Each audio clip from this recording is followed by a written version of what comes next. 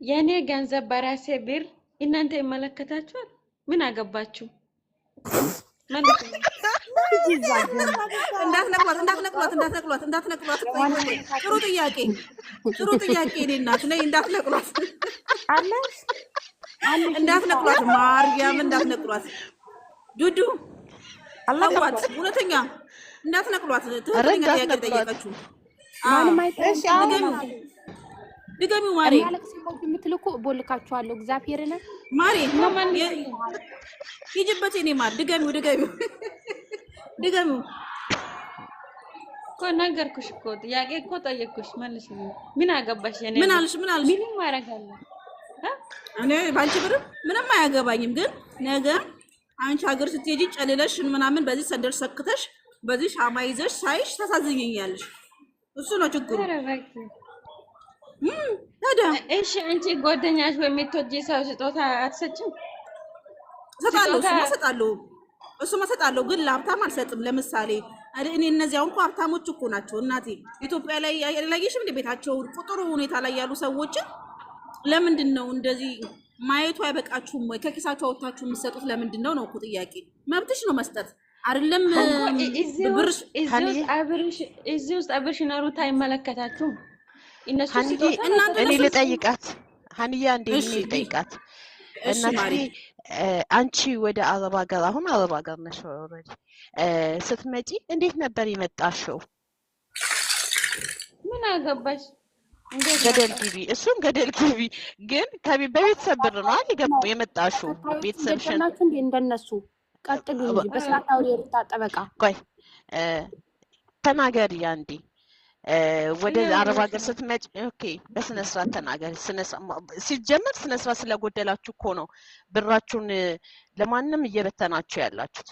ሁለተኛ ነገር ደግሞ ሩታ ምትያት ማለት ነው የሩታ ጠበቃ ምትያት 10 ፓንት ሊኖራት ይችላል። አንቺ ግን ፕራይቬት ፓርቲሽን እንኳን መሸፈኛ እንኳን መግዣ የሌለሽ ማለት ነው።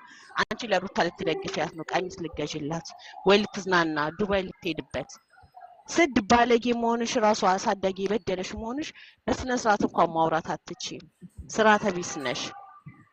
በቃ ልክ የእውነት ስማርትፎን ስትይዙ እናንተ ስማርት የሆናችሁ ነው የምታስቡት።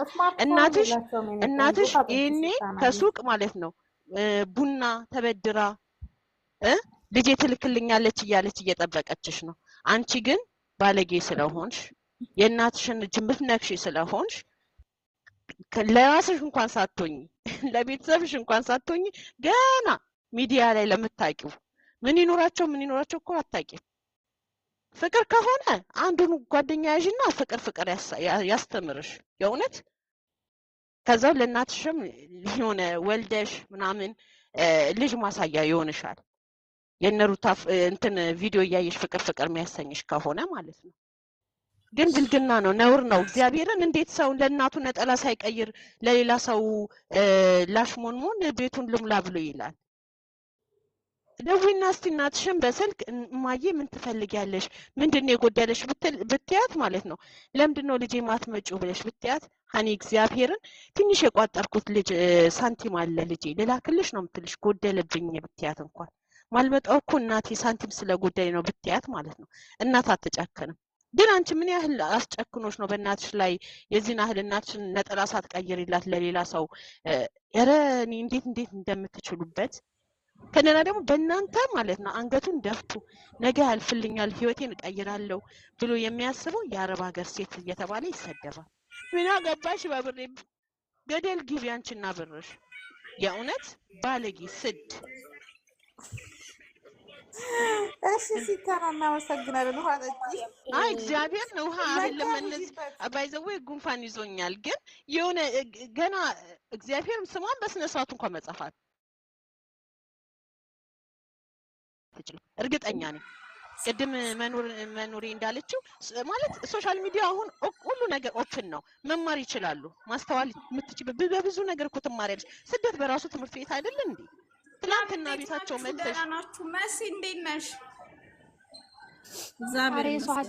እኔ እንኳን ምንም ልል አይደለም የገባሁት፣ ያው አንቺን ስለምወድሽ ቆሎ አበላልሽ ይመቸኛል።